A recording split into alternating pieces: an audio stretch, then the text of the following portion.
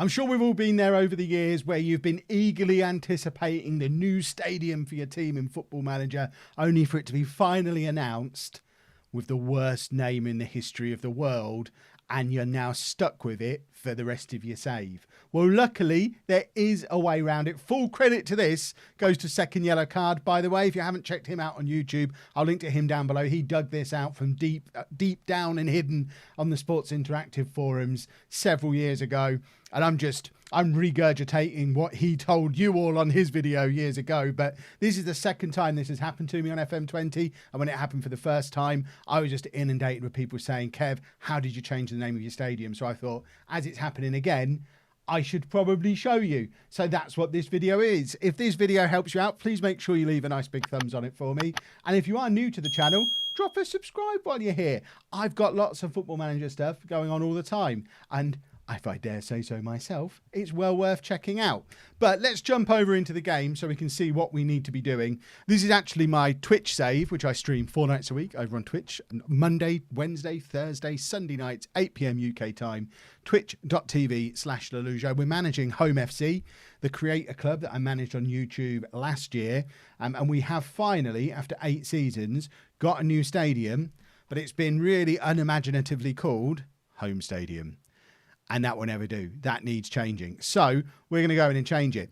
And there's a couple of steps that you need to go through to be able to change it. Step number 1 is within Football Manager itself. And you don't need the editor to be able to do this. But the first thing you do have to do is go into your preferences and then turn on Show Screen IDs in title bar to assist skinning. So we turn that on. Hang on, let's go back. And then go back. Ah, there you go.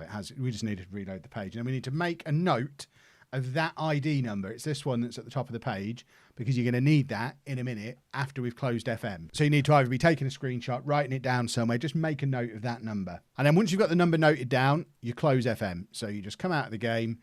And then the next step is done using the magical formula of Notepad and changing some of the config files of the game, or one config file. So the first thing you have to be able to do is find where your game is stored on your computer. If you're on a 64-bit Windows machine, it will be in your Program Files x86 folder.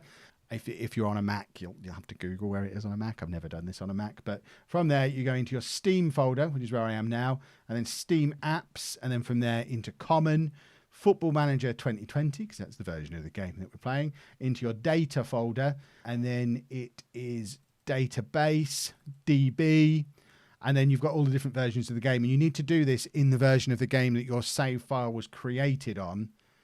And I can't remember if my file was created on 20.3 or 20.4, so I'm going to do this. I'm just going to put it in both of the folders, but you just need to make sure you put it in the one that your game save was created on, and then it's into the LNC folder, and then all, and then you've got all of the various little fixes that you might have. So you can see I've already got one of these files in here for when I had to change my previous stadium, which was changing my Bourne Stadium to Milking Nook. So this is the wording that you need.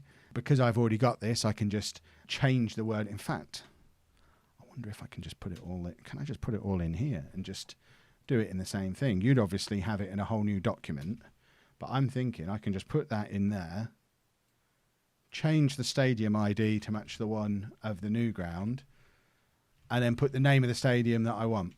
And I want to call my ground the Home of Football, because it's a lovely pun, and I love a lovely pun.